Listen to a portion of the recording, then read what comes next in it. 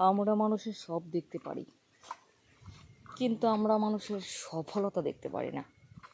মানুষের সফলতা দেখলে আমাদের ভেতরটা জ্বলে পড়ে খার হয়ে যায়।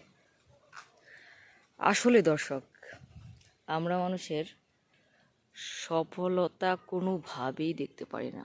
সফলতা মানেই হচ্ছে আমাদের কাছে একটা দুঃখজনক। এই যে আমরা হিংসা করি, সফলতা দেখতে পারি না। আসলে এটা কি ঠিক? কারো সফলতা দেখে হিংসা না করে তার প্রশংসা করা উচিত। কারণ নিন্দা তো সবাই করতে পারে, কিন্তু প্রশংসা কিন্তু সবাই করতে পারে না। কিছু কিছু লোক আছে আপনার উপরে প্রশংসা করবে, কিন্তু তারা ভেতরে ভেতরে জ্বলে যাবে। মনে হচ্ছে যে আপনি সফল হয়েছেন, সেটা কোনোভাবে মেনে নিতে পারবে না। এই ধরনের লোক আমাদের চারপাশে সবচেয়ে বেশি। এরা নিজেরাও সফল হয় না, অন্যের সফলতা দেখেও জ্বলে মরে। আর তাই এসব মানুষ থেকে আমাদের দূরে থাকা উচিত। কেন এত হিংসা?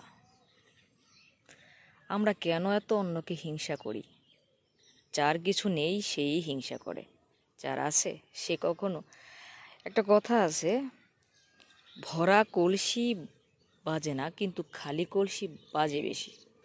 যে কলসি ভরা থাকে, পরিপূর্ণ, সে কলসি কিন্তু বাজে না, তাকে সহজে বাজানো যায় না।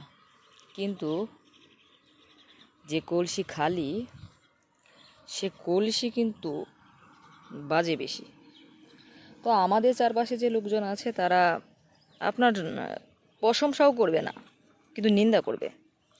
আপনি যেটা প্রশংসা পাওয়ার যোগ্য, সেই প্রশংসা কিন্তু তারা করে না, বরঞ্চ তারা আপনার সমালোচনা, আমি বুঝতে পারলাম যে কোনো গুণ নেই, যার দোষ আছে তার কোনো গুণই নেই।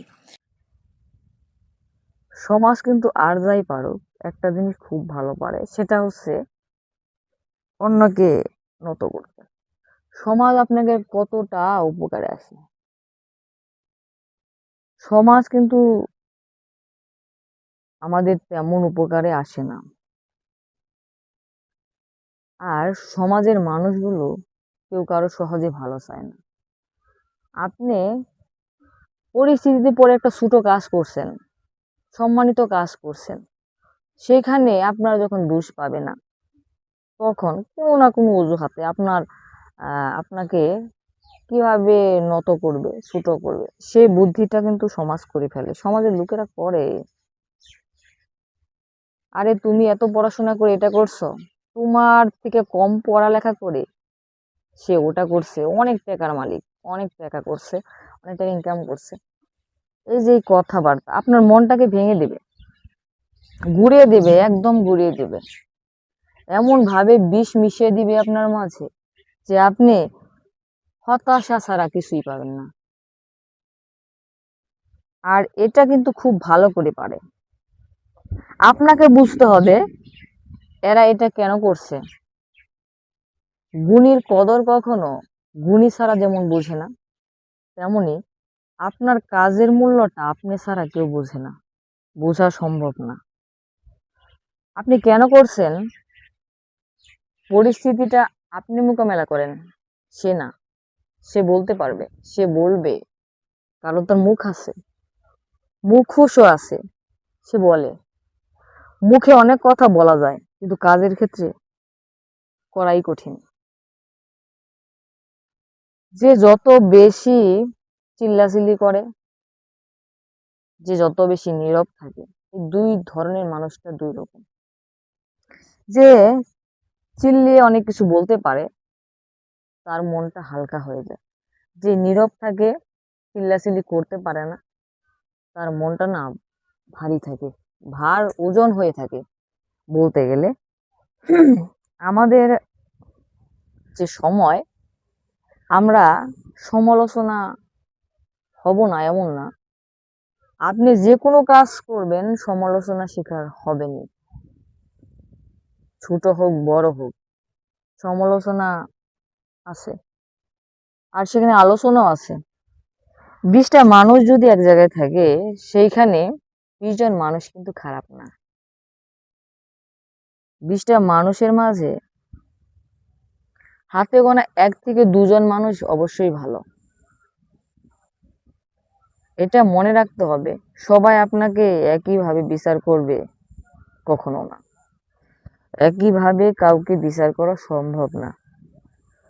তারপরও আপনাকে বুঝতে হবে যে কারা আপনার সমালোচনা করে, তাদের থেকে আপনার দূরে থাকতে হবে। তাদেরকে আপনি পাত্তাই দিবেন না, জ্বলতে থাকুক, বলতে থাকুক। তারা বলতে বলতে ক্লান্ত হয়ে যাবে, তারা ঘুমিয়ে যাবে বলতে বলতে, বিরক্ত হয়ে যাবে, আর আপনি আপনার মতো কাজ করে যাবেন। কারণ গুণগুলো চোখে দেখা যায় না, কিন্তু দোষ বের করার মানুষের অভাব হয় না।